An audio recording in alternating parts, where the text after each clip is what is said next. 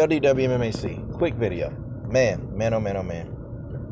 So, I know y'all thinking to yourself, wait a minute, coach is in defense of Megan Anderson? He's in defense of Megan? I mean, well, yeah. Yeah, I am. Am I a Megan Anderson fan? No. Okay, am I a fan of some of the dumb stuff that she used to say? Not even. And trust me, girl said a lot of dumb stuff. Let me tell you. I could write a book on how much dumb stuff she said. Am I a fan of the shoeies? Where they take beer from some fan, they get his shoe, they pour beer into the shoe, and then they drink beer out of the person's shoe. I don't even want to go into how disgusting that was. Overly disgusting. Overly disgusting. Yuck. But hey, it is what it is. It is what it is. That's what happens, I don't want to go into that. But, did Megan Anderson deserve to be cut? I don't think she did. But I don't even think it was Megan's fault. Yeah, she lost to Nunes very embarrassingly. Okay, Nunes just, damn near knocked out, and Nunes just said, nope, let me go on and tap out. We figured that Megan had a chance with the stand-up. We figured that if she stood with Nunes, she stood the best chance. She tried that, and, Amanda was able to clock her, man. I'm talking about Nunes damn near took Megan off of her damn feet, hitting her so hard. But did she deserve to be cut? No, I don't think so. She fought against Amanda Nunes, Felicia Spencer, and Holly Holm. Those are three tough fights, okay? And those three could beat anybody on any given day. Okay, I'm just telling you now. And Amanda beat them both. But those three could beat anybody on any given day. They that tough, okay? And Megan had to fight those people. So when I look at the landscape of the UFC, a couple of things stick out. There are some fighters that's got 11 losses. Okay, there's some fighters with over 7 losses, 8 losses. Like Ashley Yoder, she's got 8 losses. How she still remaining to be around? That's what I don't understand. Roxanne Modafferi is retiring, but she got 7 losses? Is she 4-7? Ashley Yoder's 4-8, and then you got Angela Hill, who's like 8-11. Like, how are these people still around? Like, how are they still around? I don't.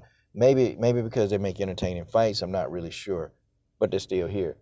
I'm not like advocating that Megan, shouldn't be held accountable for the losses that she had, but I am advocating that, it wasn't like she was the worst fighter on the roster. It wasn't like she was the worst fighter. There were people far worse that they're still there. There are people on the depths of the roster who ain't even fought yet, and they're prolonging their UFC experience. They hadn't fought yet.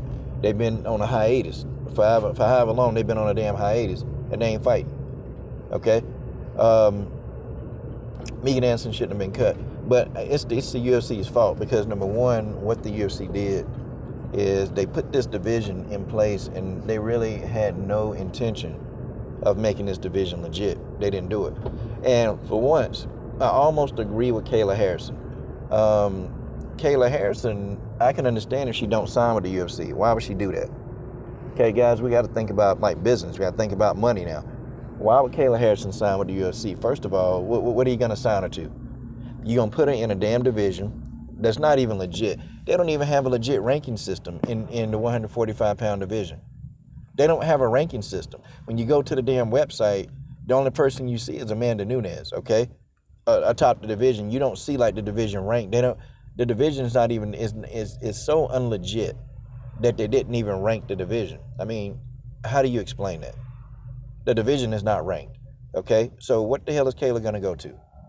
The only thing that would have attracted Kayla Harrison to the UFC is if the thought of fighting Amanda Nunes. Well, that fight for the featherweight title could still be on the table. I mean, it could still be there. She could still typically fight Amanda, but see, Amanda already lost. See, Amanda not losing, having the bantamweight title, that directly tied into her marketability with Kayla Harrison. Okay, she's already lost.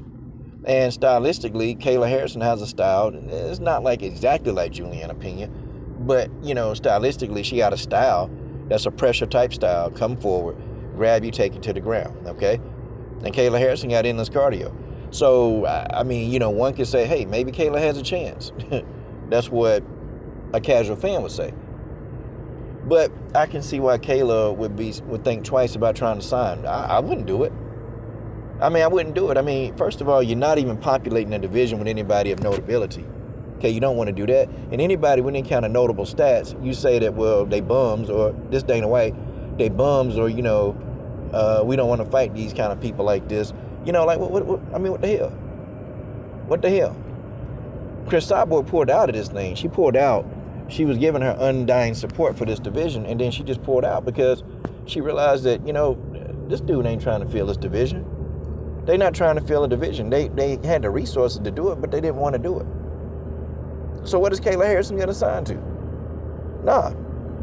And then, you have this tough show, which is what I don't get. You have this show, and you do a whole lot of stuff in this show, right? You get all these 145 pounders. You invite them, you give them contracts, but next thing you know, all of them got to be bantamweights. Is that not the dumbest shit that you ever seen? They all got to be bantamweights, all of them. They're bantamweights. And most of them, they can't even make the weight. You guys remember Leah Letson? Y'all remember Leonidas Letson? Leah Letson have not been the same fighter, y'all. She ain't the same fighter no more. She not. When she had that nasty weight cut and she had to get down to the bantamweight division, the weight cut damn near killed Leah, put Leah Letson in the hospital. This woman was in the hospital, man. She was having like kidney failure and the kidneys were shutting down, man. The weight cut was intense. It was crazy. And definitely you can tell when she got back in the octagon, she's not the same fighter, bro. And, honestly, she's probably never going to be the same fighter again. It's probably not going to happen. She's probably never going to be the same fighter. That fighter who she was is gone. She gone. I don't understand it. People don't understand it, but, she's not the same fighter, y'all. She's not. And I feel bad for her because, she really was a good fighter. But that's the thing. You have a tournament, and then everybody got to drop down to 135 pounds. The shit just don't make sense, y'all. It don't make sense at all. It's just, you have to shake your head and you have to start wondering, okay, what's behind this? Like, why did they do all of this? Well, Megan Anderson is a casualty of war. No, I'm just being real. Megan is a casualty of war. So now you got this division, and to be honest, where was Megan going to go? There was nobody else left in the division, okay? Nobody else left for her where she either fought the people, beat them, or lost to them. So where was she going to go? What were they going to do? Make more rematches with Megan with the same people in the division? No. So they just cut her. They felt it was better off just cutting Megan, which, you owed it to them to get people in the division.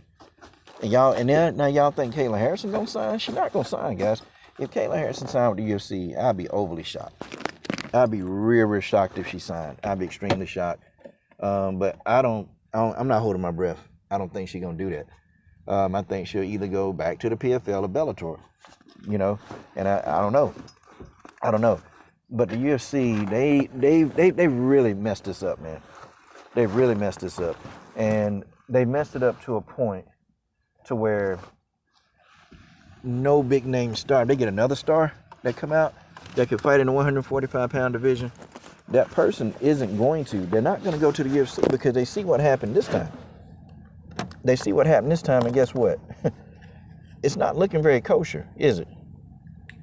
It's not looking kosher. It ain't looking kosher at all, man. I don't know, man. Sometimes you have to wonder, man, what are the powers to be that, what are they doing? It wasn't like Megan Anderson she wasn't total like trash like people like to say. She was marketable. She knew how to talk on the microphone. There's things you can do with her, man. See, I hate it, man. Well, I hope that she can, do something. And, oh, hold on, let me pick this up. I hope she can do something. It ain't no hard feelings, man. Because, I always tell y'all, I don't make fun of people during the pandemic, man, when they lose their livelihood. Hey, you know what it is? I don't make fun of people when they lose their livelihood, man. I don't do that, man. I mean, it's just MMA. It's just MMA talk. It ain't even personal. I just talk junk sometimes. I don't like sometimes when people say stuff. But, nah. And I heard she's doing good on Twitch and, commentating. And she's a really good commentator, but I think she was unceremoniously cut. Well, let's see what she do, man. I don't know. Is she done with fighting? What do y'all think? Y'all think she done with fighting? Okay. I don't know. Megan got pissed at me a few times, but she'll be okay. I'm okay. I said what I said. I said what I need to say, and I said it. But to me, in my opinion, this was wrong.